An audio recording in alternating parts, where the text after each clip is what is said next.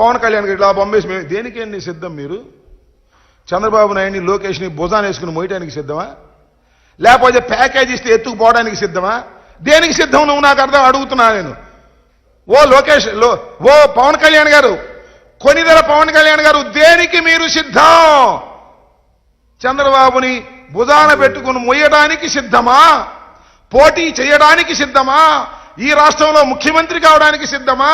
అసలు దేనికి మీరు సిద్ధమో తెలియనటువంటి అగమ్య గోచరంలో ఉండి జగన్మోహన్ రెడ్డి గారు సిద్ధం అన్నారు. మేము సిద్ధం అంటున్నారు. సిద్ధం అనకపోతే జనం కొడతారు కాబట్టి, తిడతారు కాబట్టి సిద్ధం అంటున్నారు తప్ప మీకు సిద్ధం ఎక్కడుంది? పెద్ద అయోమయంలో ఉన్నారు.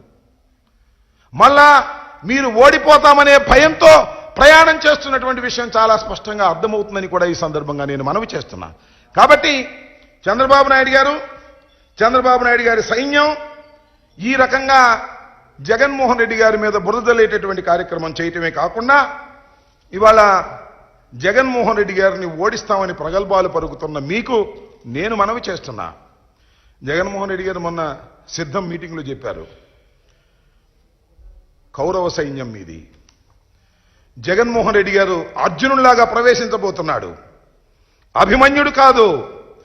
ఎంతమంది వచ్చినా, ఎంత సైన్యం వచ్చినా అంత సైన్యాన్ని జయించి పద్మవ్యూహాన్ని కూడా ఛేదించి మళ్ళా తిరిగి ఈ ఆంధ్రప్రదేశ్లో వైఎస్ఆర్ కాంగ్రెస్ పార్టీ జెండాని ఎగురవేయడానికి సిద్ధంగా ఉన్నటువంటి వ్యక్తి జగన్మోహన్ రెడ్డిని మనవి చేస్తున్న కారణం ఒక్కటే, 5 సంవత్సరాలు చిత్తశుద్ధిగా పరిపాలన చేశాం. చెప్పిన ప్రతి మాటను నిలబెట్టుకున్నాడు జగన్మోహన్ రెడ్డి గారు.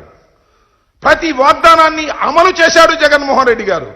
మేనిఫెస్టోని పట్టుకొని తీసి ఒక్కొక్క పాయింట్ని టిక్ చేసుకుంటూ పరిపాలన చేసినటువంటి గొప్ప ముఖ్యమంత్రి జగన్మోహన్ రెడ్డి గారు.